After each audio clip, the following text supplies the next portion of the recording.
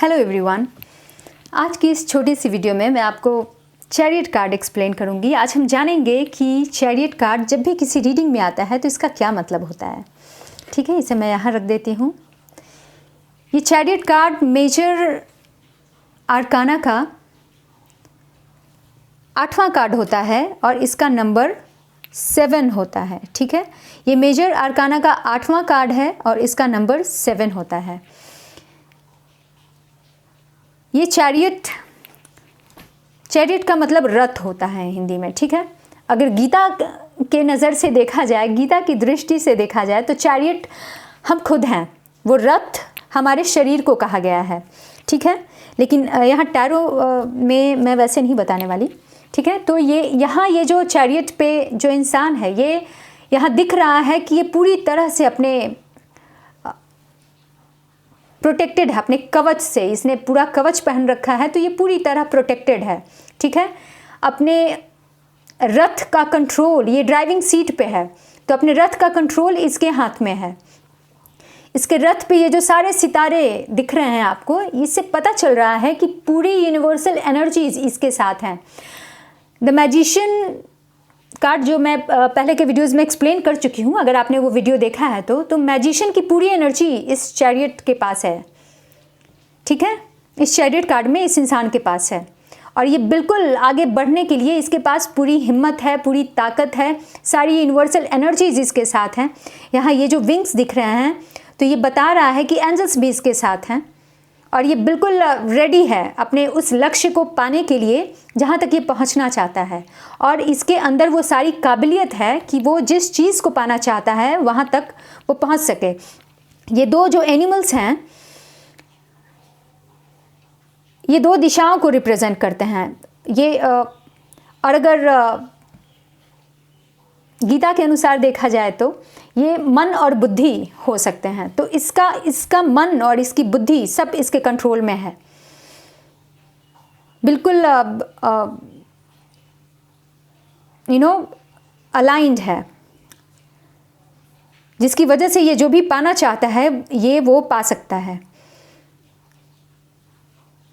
पीछे ये जो महल और बड़े बड़े बिल्डिंग्स जो कुछ दिख रहे हैं, ये इसके और पीछे रह गए लोगों के बीच ये दिखा रहा है कि ये पीछे के लोगों से, जो पीछे रह चुके हैं, ये उन लोगों से काफ़ी आगे बढ़ चुका है। ठीक है,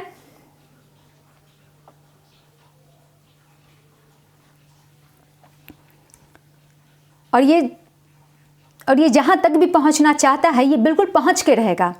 इस इंसान में वो बात है, अपने लाइफ का कंट्रोल, अपने रथ का कंट्रोल, अपने चैरियट का कंट्रोल इसके हाथ में है। अपने मन और बुद्धि का कंट्रोल इसके हाथ में है। दो दिशाओं में इसकी मन और बुद्धि जा सकती है, इधर जाना चाहिए, उधर जाना चाहिए, लेकिन रथ का कंट्रोल इसके हाथ में है तो ये बिल्कुल सही डिसीजन लेने वाला है और बिल्कुल ये वहाँ पहुँचने वाला है जहाँ ये पहुँचना चाहता है। इसे कोई अब रोक नहीं सकता। ये कार्ड यही बता रहा है। ये पूरी तरह से एक्शन लेने के लिए 100% रेडी है, 100%, जब ये कार्ड अपराइट में आता है। ठीक है,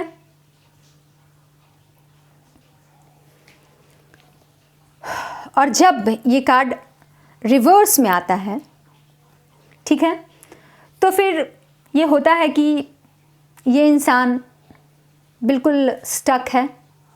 वो जो पीछे के लोग, जो हमारे पीछे लोग होते हैं ना, कहते हैं कि तुम वहाँ तक नहीं पहुँच पाओगे। तो बस ये कार्ड जब रिवर्स में आता है तो हम कहते हैं कि ये स्टक है, ये आगे बढ़ नहीं पा रहा जहाँ इसे पहुँचना चाहिए। तो जब ये कार्ड रिवर्स में आता है तो हम ये भी कहते हैं कि इस स्टकनेस से बाहर निकलो, अपने लिए एक डेस्टिनेशन तय करो और उसकी तरफ मूव करो। अपना टाइम वेस्ट करने से कोई फ़ायदा नहीं है। एक choice, make a choice and move forward. ये कार्ड यही कहता है जब ये रिवर्स में आता है।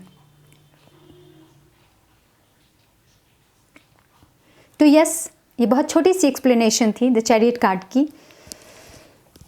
So this is all about the chariot card. तो नेक्स्ट टाइम जब भी किसी रीडिंग में चैरियट कार्ड आता है तो आप बिल्कुल समझ पाएंगे कि कोई भी टैरो कार्ड रीडर क्या बोल रही है, क्यों बोल रही है। ठीक है, और यस, ये जो 2 एनिमल्स हैं, ये द हाई प्रीस्टेस के जो दो पिलर्स के बीच में हाई प्रीस्टेस बैठी हुई थी, ये उसे भी रिप्रेजेंट करता है। ये 2 एनिमल्स ब्लैक एंड वाइट, हर पहलू के 2 हर सिचुएशन के 2 पहलू होते हैं, black and white, good and bad, खुशी और गम। लेकिन जब रथ का कंट्रोल अपने हाथ में हो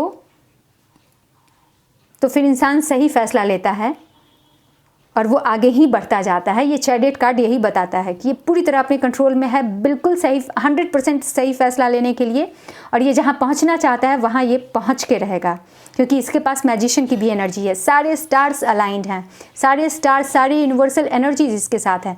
ये पीछे रहने वाले लोगों को पीछे छोड़ के बहुत आगे निकल चुका है। ठीक है, तो ये था चैरियट कार्ड का एक्सप्लेनेशन, छोटा सा एक्सप्लेनेशन। आई होप आपको इससे काफ़ी हेल्प मिली।